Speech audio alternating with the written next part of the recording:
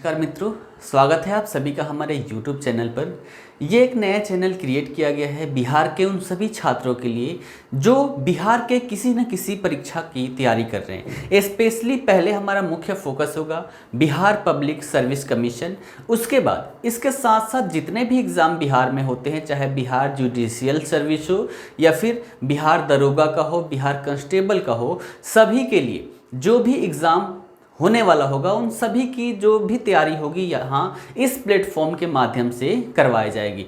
तो आज हम सबसे पहले तो यहाँ पर जानेंगे, क्योंकि चैनल नया है तो नए सिरे से यहाँ पर प्रारंभ करना चाहिए। तो सबसे पहले तो हम बात करेंगे बीपीएससी से रिलेटेड। तो सबसे पहले हम बात करेंगे यहाँ पर कि बीपीएससी की तैयारी कैसे करें, है ना। ये वीडियो सभी के लिए फ़ायदेमंद होगा, चाहे वो नया बच्चा हो या फिर पुराना बच्चा हो जो तैयारी प्रारंभ कर चुका है या फिर नहीं कर चुका है ना, करने के लिए सोच रहा है। यहाँ पर हम सारी चीज़ें देखेंगे, क्या क्या परेशानियाँ आती है बीपीएससी की तैयारी करने के दौरान, और साथ ही बीपीएससी का सिलेबस क्या है। सिलेबस अगर आयोग का देखें तो 2-4 लाइनें ही यहाँ पर लिखी हुई है, लेकिन मैं यहाँ पर सिलेबस की इतनी डिटेलिंग करवाऊँगा, एक एक टॉपिक, ठीक है, एक एक टॉपिक यहाँ पर आप लोग के सामने खोल कर रखूँगा जहाँ से प्रश्न पूछे गए हैं, ठीक है। तो चलिए प्रारंभ करते हैं। सबसे पहले आज बात करेंगे कि बीपीएससी की तैयारी कैसे करें, है ना।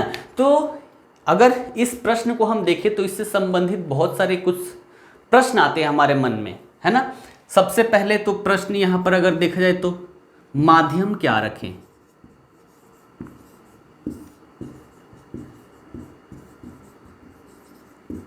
ठीक है। पहला प्रश्न तो यही आता है। माध्यम की बात करें तो यहाँ पर हिंदी माध्यम और अंग्रेजी माध्यम दोनों ही देखने को मिलता है। तो इसमें बच्चे कंफ्यूज होते हैं कि हिंदी माध्यम रखें या फिर अंग्रेजी माध्यम रखें। माध्यम की बात करें तो माध्यम वही रखना चाहिए जो आप बचपन से करते हुए आ रहे हैं। बिहार की अगर बात करें तो अधिकतर बच्चे जो सीबीएसई से रिलेटेड नहीं है, राज्य के द्वारा जो भी शिक्षा दी जाती है अगर उससे जुड़े हुए हो तो अधिकतर बच्चे वो हिंदी माध्यम के ही होते हैं, और हिंदी माध्यम से वो शुरुआती चरण से ही परीक्षा देते आ रहे हैं, पढ़ाई करते आ रहे हैं। तो हिंदी माध्यम ही चूज करें, क्योंकि यहाँ पर एक भ्रांति ये होती है कि अंग्रेजी माध्यम वालों का सिलेक्शन ज़्यादा होता है, हिंदी माध्यम वालों का सिलेक्शन कम होता है। ये बिल्कुल ही गलत है। तरीका बस दोनों के पढ़ने में फ़र्क जो है वो यहाँ पर देखने को मिलता है। अंग्रेजी माध्यम वाले जितने भी बच्चे हैं अगर देखा जाए तो वो प्रश्न के अकॉर्डिंग ही क्या करते हैं, उत्तर देते हैं। जो प्रश्न उनसे पूछा जाता है उसी का उत्तर देते हैं। जबकि यहाँ पर हिंदी माध्यम वालों की बात करें तो वो इसमें बहुत सारी चीज़ें, है ना, जो भी आप लोग मुख्य परीक्षा उत्तर लेखन जो आप कर रहे हैं वहां पर देखें तो प्रश्न के अकॉर्डिंग आप लोग उत्तर नहीं दे पाते। तो ये सारी चीज़ें कैसे सही होगी अगर हिंदी माध्यम ही है, जो प्रश्न पूछा गया है, प्रश्न का जो मांग है, अगर उसके अकॉर्डिंग आप उत्तर देते हैं तो जो नंबर अंग्रेजी माध्यम वालों को मिल रहा है वही नंबर आपको भी मिलेगा, कोई भी दिक्कत परेशानी नहीं होगी। तो माध्यम को लेकर यहाँ पर कंफ्यूजन नहीं रखना है कि हिंदी माध्यम ले या अंग्रेजी माध्यम ले। शुरुआती चरण से जो आपका माध्यम अच्छा है, अपने विचारों को, आपका जो ज्ञान है उसको आप किस माध्यम से सामने वालों को सही से प्रस्तुत कर पाते हैं, समझा पाते हैं, वो माध्यम आपके लिए सबसे सही है, चाहे वो हिंदी हो या अंग्रेजी, ठीक है। तो आशा करता हूँ पहला जो डाउट है वो क्लियर हो गया होगा। दूसरा यहाँ पर बात आती है क्या पढ़ें, है ना। दूसरी बात आती है कि अगर बीपीएससी की तैयारी करनी है तो यहाँ पर हम क्या पढ़ें। क्या पढ़ने के लिए यहाँ पर देखा जाए तो क्या चीज़ है, सबसे पहला आयोग के द्वारा आपके लिए क्या दिया गया है, सिलेबस, ठीक है। आयोग के द्वारा सबसे पहले तो सिलेबस दिया गया है। सिलेबस के माध्यम से हमें जानकारी प्राप्त होती है कि इस तैयारी के दौरान हमें क्या क्या पढ़ना है, कौन कौन से टॉपिक यहाँ पर हमें कवर करना है। इसके बाद सिलेबस की अगर बात करें तो सिलेबस से देखें तो सारी चीज़ें यहाँ पर नहीं मिलती। सभी चीज़ों की डिटेल एनालिसिस अगर चाहिए तो सिलेबस के साथ साथ प्रीवियस ईयर जो क्वेश्चन है उसको भी देखना पड़ेगा। यानी कि क्या पढ़े, ये जो प्रश्न है इसका अगर उत्तर जानना है तो उत्तर जानने का सबसे अच्छा विकल्प है सबसे पहले हम उसका सिलेबस देखें कि आयोग के द्वारा क्या क्या सिलेबस दिया गया है, क्या क्या हमें यहाँ पर तैयार करना है। इसके अतिरिक्त सिलेबस देखने के बाद ही सबसे पहले तो हमें पहले जितने भी क्वेश्चन पूछे जा चुके हैं 5-10 सालों में, है ना, ज़्यादा पीछे का नहीं देखना है, 5-10 सालों में क्वेश्चन का पैटर्न देखेंगे कि कहाँ कहाँ से प्रश्न पूछे जा रहे हैं, और इन दोनों का जब एनालिसिस करेंगे तब हमें प्राप्त होगा कि हमें क्या क्या पढ़ना है, तब हमें पूर्ण रूप से जानकारी प्राप्त होगी कि क्या पढ़े। तो दो चीज़ें जब हम यहाँ पर करेंगे, सिलेबस देखेंगे और सिलेबस के साथ साथ प्रीवियस ईयर क्वेश्चन देखेंगे, तब जाके हमारा ये जो प्रश्न है इसका उत्तर हमें मिल पाएगा। यहाँ पर देखें तो सिलेबस का डिटेल एनालिसिस, ये जो दोनों काम है, ठीक है, दोनों काम सभी आप लोग क्यों करोगे, मैं हूं ना। तो यहाँ पर इस क्लास के बाद मैं सिलेबस डिस्कशन ही करूंगा, यहाँ पर पूरे डिटेल में एक एक टॉपिक जहां से प्रश्न पूछे गए हैं और जहां से लगातार प्रश्न पूछे जा रहे हैं, वो सारे टॉपिक आप लोगों के सामने रखूंगा। आपका काम होगा कि उसको नोट डाउन करें और अच्छे से अगर सिलेक्शन लेना है, तैयारी करना है, सिलेक्ट हो जाना है, तो उन सभी टॉपिक को आप बारी बारी से कवर करेंगे। देखा जाए तो सिलेबस उतना बड़ा भी नहीं है और उतना छोटा भी नहीं है ना, क्योंकि यहाँ से सिलेक्ट होने के बाद आप एक प्रशासन के तौर पर जाएंगे, है ना, प्रशासक के तौर पर जाएंगे और प्रशासन आपके हाथों में होगा। तो उसके लिए आपके पास क्या क्या नॉलेज होना चाहिए, क्या क्या क्षमताएं होनी चाहिए, वो सारी चीज़ें, उससे रिलेटेड क्या क्या हमारे पास होना चाहिए, उन सभी को इस सिलेबस और जो क्वेश्चन है उसके माध्यम से जाना जा सकता है। तो आशा करता हूँ दूसरा प्रश्न भी क्लियर है, क्या पढ़े, सिलेबस और प्रीवियस ईयर क्वेश्चन के अकॉर्डिंग, है ना। उसके बाद तीसरा प्रश्न आता है, अगर क्या पढ़े हमें पता चल गया तो फिर कैसे पढ़ें, है ना। पढ़े तो कैसे पढ़े, ये भी प्रश्न देखें तो बहुत सारे बच्चों के माइंड में डाउट रहता है कि कैसे पढ़े। कुछ दिनों तक पढ़ते हैं, 4 दिन 10 दिन 15 दिन पढ़ते हैं, फिर बोरिंग महसूस होने लगता है, फिर वो छोड़ देते हैं और उन्हें लगता है कि उनसे तैयारी नहीं होगी। तो ऐसे बच्चों के लिए ये प्रश्न क्या है कि कैसे पढ़े। कैसे पढ़ने की अगर बात करें तो सिलेबस जब पता हो जाएगा, सारी टॉपिक हमें पता होगी कि कौन कौन से टॉपिक पढ़ने हैं, तो कैसे पढ़ना है इसका डिसीजन लेने में बहुत ही आसानी हो जाएगा। सबसे पहले तो आप अपने इंटरेस्ट को देखें कि आपको कौन सा सब्जेक्ट पढ़ने में सबसे ज़्यादा मज़ा आ रहा है, जिसको पढ़ने से बोरिंग नहीं होगा। तो सबसे पहले इंटरेस्टिंग सब्जेक्ट है उसको सबसे पहले रखें, और सबसे आखिरी जिसको पढ़ने में बोरिंग आती है उसको आखिरी में रखें, ठीक है। इन दो चीज़ को आप कैटेगरीफाई कर ले, किसको मज़ा आ रहा है, किसको मज़ा नहीं आ रहा है। सबसे पहले तो आप पढ़ाई स्टार्ट करें, तो जिसको पढ़ने में कम मज़ा आ रहा है उसको प्रारंभ करें, ठीक है। उसको आधे 1 घंटे 2 घंटे जितना हो सके उतना पढ़ें। जब बोरिंग महसूस होने लगे वैसे टाइम पे आप मूव कर जाइए कहाँ, जो आपको पढ़ने में बहुत ज़्यादा मज़ा आता हो, ठीक है। तो ऐसे अगर चाहें तो ऐसे हम पढ़ सकते हैं। उसके बाद इस प्रश्न को हम दूसरे तरह से भी उत्तर दे सकते हैं। टॉपिक जब आपको पता होगा तो टॉपिक वाइज आप डिवाइड कर लीजिए, है ना। सिलेबस अगर देखा जाए तो सिलेबस मिनिमम अगर टाइम लेने लायक देखा जाए तो 1.5 साल का टाइम लग सकता है, अगर लगातार कंटिन्यूअसली आप 8 से 10 घंटे प्रतिदिन पढ़ते हैं तो इसके अकॉर्डिंग जितने भी टॉपिक है सभी टॉपिक को आप डिवाइड कर लीजिए। उन डिवाइड करने के बाद आपको कितने दिन में इसकी तैयारी करनी है, कितना आपका क्षमता है, एक दिन में आप कितना पढ़ सकते हैं, उसके अकॉर्डिंग आप सभी चीज़ को डिवाइड कर लीजिए कि एक दिन में मुझे इतने टॉपिक कवर करने हैं और उतने ही टॉपिक कवर कीजिए। या तो आप 6 घंटे से कम समय में कर ले या फिर 6 घंटे से ज़्यादा समय में कर ले। इस प्रकार से आप चाहे तो इसकी पढ़ाई कर सकते हैं ताकि आपको बोरिंग ना हो और आसानी से आप हर चीज़ को तैयार करते हुए चले। साथ साथ ये पढ़ाई करने के साथ साथ आपको प्रीवियस ईयर क्वेश्चन पेपर देखते रहने हैं और साथ में उसको सॉल्व भी करते रहने हैं, चाहे प्रारंभिक परीक्षा का हो या फिर मुख्य परीक्षा का। आप एक टॉपिक किए, है ना, मान लीजिए आधुनिक भारत आपके यूरोपीय कंपनियों के आगमन, पहले ही टॉपिक हम लेते हैं। अगर ये टॉपिक यहाँ पर लेते हैं तो उसको सबसे पहले तो आपने क्या किया, पढ़ा।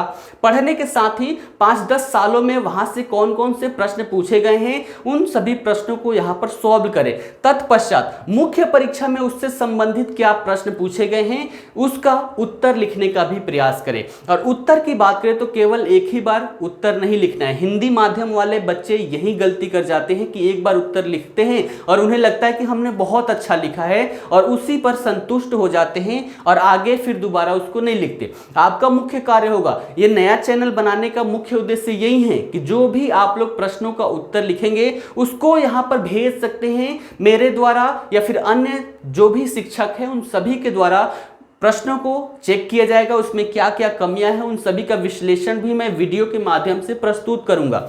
यहां पर देखा जाए तो हफ्ते में मिनिमम 2 क्वेश्चन का उत्तर मैं बताऊंगा ही बताऊंगा वीडियो के माध्यम से, और उसका उत्तर लिख के भी आप लोगों को भेजना है, और उसके बाद मैं बताऊंगा कि इसमें क्या क्या कमियां हैं। जो सबसे अच्छा उत्तर होगा उसको प्रकाशित भी यहां पर किया जाएगा।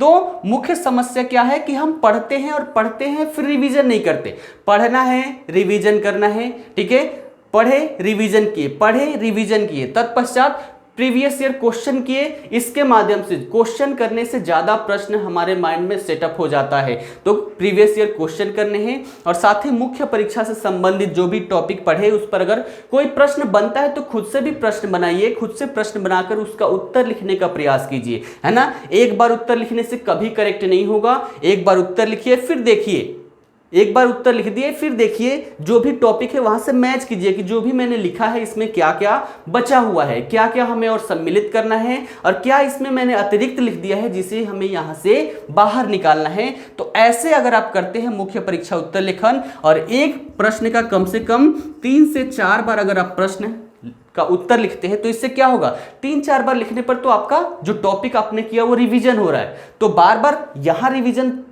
उतना नहीं करना पड़ेगा, यहां 1-2 बार रिवीजन कीजिए, और प्रीवियस ईयर क्वेश्चन बार बार करेंगे, प्रश्नों का उत्तर बार बार लिखेंगे, तो यहां से रिवीजन भी होते जाएगा। और इस तरीके से चाहे तो हम अपना पढ़ाई अच्छे ढंग से कर सकते हैं, और जो भी हम पढ़ेंगे वो हमारे माइंड में सेटअप रहेगा, ठीक है। तो सबसे पहले तो हमने देखा कि माध्यम क्या रखें, उसके बाद हमने देखा कि पढ़े तो क्या पढ़े, और जो भी पढ़े वो कैसे पढ़े, 3 चीजें हमने यहां पर देख लिया, है ना। चौथी बात आती है यहां पर वैकल्पिक विषय की। बहुत सारे बच्चों ने मैसेज किया, कॉल भी किया इस रिगार्डिंग कि सर वैकल्पिक विषय जो है, वैकल्पिक विषय का हम चयन कैसे करें, कौन सा वैकल्पिक विषय रखें। तो वैकल्पिक विषय के बारे में मैं बस इतना कहना चाहूंगा कि वैकल्पिक विषय आप उसको रखिए, ठीक है। वैकल्पिक विषय उसको रखिए जो यहां पर जो सिलेबस दे रखा है ना, जो मुख्य परीक्षा का सिलेबस दे रखा है, प्रारंभिक परीक्षा का सिलेबस दे रखा है, तो वैकल्पिक विषय में वैसे विषय को आप चूज करें जो यहां पर बड़े स्तर पर हेल्प करे। जैसे यहां पर देखें तो इतिहास है, चाहे प्रारंभिक परीक्षा हो या मुख्य परीक्षा हो। बीपीएससी की बात करें तो प्रारंभिक परीक्षा में देखें तो 40 से 45 प्रश्न तक कहां से, इतिहास से आता है। तो अगर वैकल्पिक विषय आप रखते हैं तो यहां पर इतिहास तो आपको अलग से नहीं करना पड़ेगा, है ना। यहां पर अगर वैकल्पिक विषय की आप तैयारी कर लेते हैं तो उसके साथ ही आपके 40 से 45 नंबर तो प्रारंभिक परीक्षा में ही बन जाता है। साथ ही वैकल्पिक विषय चूज करने का एक और भी ऑप्शन है, जो विषय आपको पढ़ने में सबसे ज्यादा इंटरेस्टिंग लगता है, कभी भी उसको पढ़ने से बोरियत महसूस नहीं होती, वैसे विषय को भी आप क्या कर सकते हैं, वैकल्पिक विषय के रूप में ले सकते हैं। तो 2 चीजें यहां पर देखिए, सबसे पहले तो पढ़ने में इंटरेस्टिंग हो, और दूसरा जो हमारा मुख्य परीक्षा और प्रारंभिक परीक्षा का सिलेबस हो, उस सिलेबस का ज्यादा से ज्यादा पार्ट इससे मैच करता हो, इसी से कवर हो जाता हो, वैसे सब्जेक्ट को आप क्या कर सकते हैं, ऑप्शनल के रूप में ले सकते हैं। ऐसे में देखें तो हमारा इतिहास हो गया, है ना, उसके बाद भूगोल हो गया, भूगोल से भी बड़ा सेक्शन यहां पर आता है ना।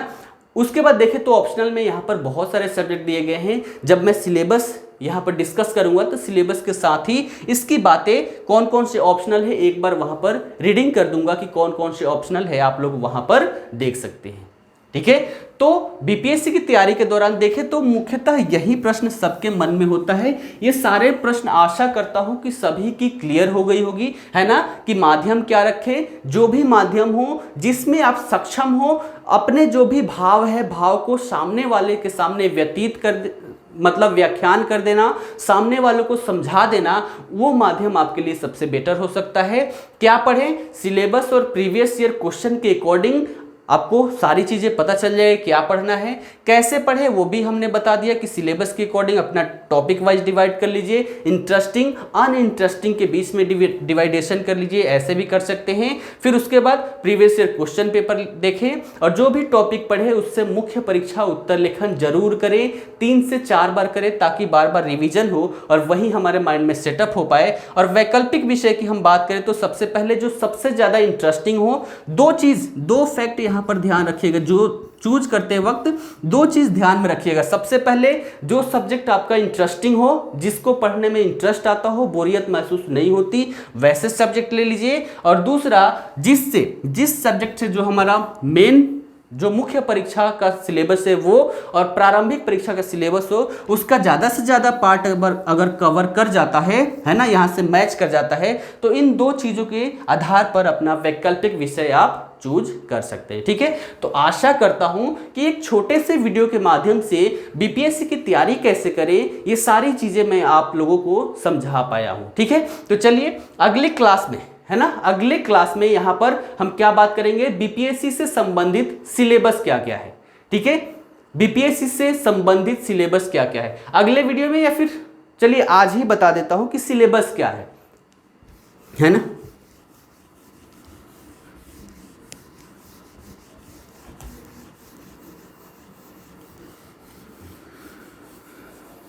सबसे पहले तो बीपीएससी में सिलेक्शन होने के चरण क्या है, पहले इसको समझते हैं, है ना। यहां पर हम बात करें बीपीएससी की, तो बीपीएससी में देखें तो सबसे पहले आप सभी को पता होगा, सबसे पहले यहां पर क्या होता है, प्रारंभिक परीक्षा, है ना। उसके बाद होता है मुख्य परीक्षा, उसके बाद होता है हमारा साक्षात्कार। इन 3 चरणों से गुजरने के बाद ही हम बीपीएससी में सिलेक्ट हो पाते हैं, है ना। और उसमें भी जिसका मेधा क्रम में सबसे ज्यादा नंबर होता है, उसी को अपने मन की, अपने चॉइस की जो जॉब होती है वो मिल पाती है। तो सबसे पहले तो चरण समझते हैं। सबसे पहले हमें प्रारंभिक परीक्षा देना होता है। प्रारंभिक परीक्षा की बात करें तो यहाँ पर 150 प्रश्न आपको देखने को मिलते हैं, जो 150 नंबर के होते हैं, है ना। तो प्रारंभिक परीक्षा की बात करें तो यहाँ पर 150 प्रश्न होते हैं। एक प्रश्न का मूल्य देखे तो, वैल्यू देखे तो कितना है, 1 नंबर, है ना।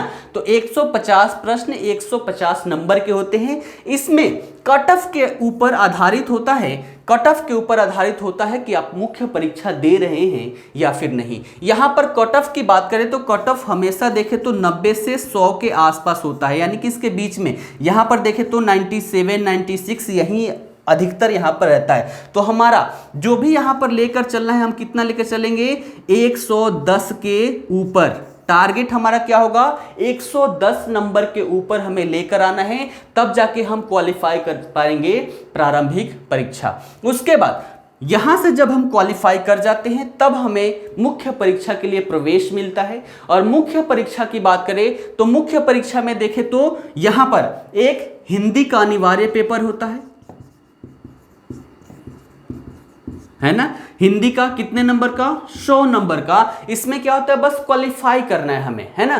तो हिंदी का अनिवार्य पेपर है, इसमें क्वालिफाई करना है। और मेधा सूची जारी करने में, निर्धारित करने में इसका कोई रोल नहीं होता। अगर हम इसमें पास नहीं कर पाते तो आगे की जो भी हमारा पेपर है वो जांच नहीं किया जाएगा। अब मान लीजिए यहाँ पर अनिवार्य हिंदी पेपर है ना, अनिवार्य पेपर किसकी, हिंदी की यहाँ पर रखी गई है। हिंदी इसलिए क्योंकि यहाँ पर देखें तो मुख्य भाषा क्या है, मुख्य भाषा हिंदी है और उर्दू है। हिंदी में ही यहाँ पर अधिकतर ऑफिशियल कार्य किए जाते हैं। तो हिंदी में आपको लिखना आना चाहिए, ग्रामर सही होना चाहिए, है ना, पढ़ना आना चाहिए। इसलिए यहाँ पर एक पेपर हिंदी का रखा गया है 100 नंबर का। उसके बाद यहाँ पर देखिए, ठीक है, जीएस का पेपर देखिए, यहाँ पर जनरल स्टडी का पेपर। तो यहाँ पर 2 पेपर है, जीएस पेपर 1 और जीएस पेपर 2। दोनों के वैल्यू की बात करें तो 300 नंबर का पहला पेपर है और दूसरा पेपर भी 300 नंबर का। यानी कि मुख्य परीक्षा में देखें तो जीएस के हमें 2 पेपर यहाँ पर देने हैं। और दोनों की बात करें तो दोनों में 3-3 सेक्शन है, यानी कि 3 सेक्शन पहले पेपर में और 3 सेक्शन दूसरे पेपर में। 3-3 600 नंबर का हमारा जीएस पेपर है ना। उसके बाद एक पेपर हमारा क्या है, ऑप्शनल का, है ना। एक पेपर है ऑप्शनल का और इसका भी वैल्यू देखें तो 300 का। यानी कि मुख्य परीक्षा की बात करें तो कितना, मुख्य परीक्षा हमें 1000 नंबर का होता है, लेकिन मेधा सूची क्रम के लिए हमें केवल 900, यानी कि ये जो 3 पेपर है, जीएस पेपर 1, जीएस पेपर 2 और ऑप्शनल, इन तीनों के आधार पर क्या होता है, हमारा मेधा निर्धारित होगा। लेकिन केवल यही पास करने से मेधा निर्धारित नहीं होगा। यहां पर भी बहुत सारे बच्चे एग्जाम देते हैं और फिर यहां पर भी कट ऑफ जारी किया जाता है, यानी कि हाई नंबर से धीरे धीरे हम नीचे की तरफ आते हैं और वैकेंसी के अकॉर्डिंग जितनी वैकेंसी होती है वैकेंसी के, ठीक है, वैकेंसी के 3 गुना यहां और यहां जो आता है उसके 3 गुना यहां, यानी कि 9-10 गुना के आसपास यहां पर बच्चे क्या होते हैं, सिलेक्ट होते हैं, है ना, कट ऑफ जाता है। और यहां से कितना जितना वैकेंसी हो, मान लीजिए यहां पर 500 अगर वैकेंसी हो तो मुख्य परीक्षा में कितने चूज करके जाएंगे, मल्टीप्लाइड बाई 3, यानी कि लगभग 1500 बच्चे मुख्य परीक्षा मुख्य परीक्षा से सिलेक्ट होकर साक्षात्कार के लिए जाएंगे। यानी कि यहां पर देखें तो ऊपर जितना भी हाईएस्ट मार्क्स से धीरे धीरे नीचे जाएंगे और 1500 बच्चे जहां तक जिस नंबर तक जाएंगे उसके नीचे वाले सभी बच्चे बाहर हो जाएंगे और वो सारे बच्चे जो सिलेक्ट हुए हैं वो साक्षात्कार के लिए यहाँ पर आएंगे। साक्षात्कार यानी कि इंटरव्यू, इसकी बात करें तो बीपीएससी में 120 नंबर का इंटरव्यू होता है ना, यानी कि ये क्या है, व्यक्तित्व परीक्षण है। बहुत सारे बच्चे इससे डरते हैं कि यहाँ पर क्या पूछा जाएगा, तो मैं यहाँ पर बता दूं कि जो भी आपका नॉलेज है, नॉलेज की टेस्टिंग अगर देखें तो प्रारंभिक परीक्षा में कर ली गई है, मुख्य परीक्षा में भी कर ली गई है। यहां पर आपको याद कितना रहता है, फैक्चुअल डेटा आप कितना कलेक्ट करके रख सकते हैं वो प्रारंभिक परीक्षा में आपके द्वारा टेस्ट किया जा चुका है ना, आपका टेस्टिंग हो चुका है प्रारंभिक परीक्षा में कि आप फैक्चुअल डेटा कितने अपने माइंड में सेटअप कर सकते हैं। मुख्य परीक्षा में क्या टेस्टिंग होता है कि जो भी आपके पास डेटा है उस डेटा को प्रस्तुतिकरण आप कैसे कर सकते हैं, है ना, कितना जो आपका तरीका है कितना सफल तरीका है, कितने सफल तरीके से आप सामने वाले को समझा पाते हैं, वो सारी चीजें मुख्य परीक्षा में यहाँ पर क्या कर लिया जाता है, चेक कर लिया जाता है। तो यहाँ पर देखें तो डेटा और आपका जो परोसने का जो तरीका है वो दोनों चीज यहाँ पर चेक कर लिया गया। अब यहाँ पर चेक करेंगे इंटरव्यू का मुख्य उद्देश्य क्या है कि यहाँ पर इन सभी डेटा को नहीं, यहाँ पर देखें तो मुख्यतः जितने भी करंट अफेयर से रिलेटेड जो बिहार या भारत या विश्व के स्तर पर जो भी घटनाएं घट रही हैं, वैसे सिचुएशन में अगर आप कहीं के प्रशासक होते हैं तो वहां पर क्या क्या निर्णय लेंगे, इस तरीके का यहाँ पर क्या किया जाता है, इस तरीके का यहाँ पर प्रश्न पूछा जाता है कि आप अगर उस सिचुएशन पर वहां के अधिकारी हो, अगर आपको निर्णय लेना हो तो आप कैसे निर्णय लेंगे। इसके लिए आपको बहुत सारे यहाँ पर क्या होंगे, बहुत सारे यहाँ पर देखने होंगे, जैसे अगर आप जो भी निर्णय ले रहे हैं समाज पर क्या उसका प्रभाव पड़ेगा, है ना, राजनीति पे, ऐसे बहुत सारे चीज है जिस पर सभी सोच विचार के यहाँ पर निर्णय लेना होता है। तो साक्षात्कार में मुख्यतः क्या प्रश्न पूछे जाते हैं, नॉलेज से संबंधित नहीं, आपका माइंड कितना सेटअप है ना, लोगों को संभालने के लिए, प्रशासन करने के लिए माइंड कितना सेटअप है, कितनी तेजी से निर्णय लेने की क्षमता रखता है, वो सारी चीजें यहाँ पर पूछी जाती है। तो यहाँ पर बीपीएससी की बात करें तो बीपीएससी में हमारा प्रारंभिक परीक्षा, मुख्य परीक्षा और साक्षात्कार है। इसी तीनों के माध्यम से यहाँ पर देखें तो 900 और 120 यानी कि 1020 नंबर का टोटल हमारा मार्क्स होता है दोनों को मिलाकर, और इसी के आधार पर हमारी मेधा सूची जारी होती है और इसी के आधार पर क्या होता है, बच्चे सिलेक्ट होते हैं और फिर बीपीएससी के सदस्य बन जाते हैं, अपना कार्य प्रारंभ कर देते हैं। ठीक है, तो आशा करता हूँ सारी चीजें समझ में आ गई होगी। प्रारंभिक परीक्षा यहाँ पर 150 प्रश्न 150 नंबर के, है ना। मुख्य परीक्षा यहाँ पर जीएस के 2 पेपर, एक हिंदी का अनिवार्य पेपर, एक ऑप्शनल, है ना। जो हिंदी का पेपर है वो बस पासिंग मार्क्स से, बाकी जो भी मेधा निर्धारित होगा वो जीएस पेपर 1, जीएस पेपर 2 और ऑप्शनल, इन तीनों को मिलाकर होगा।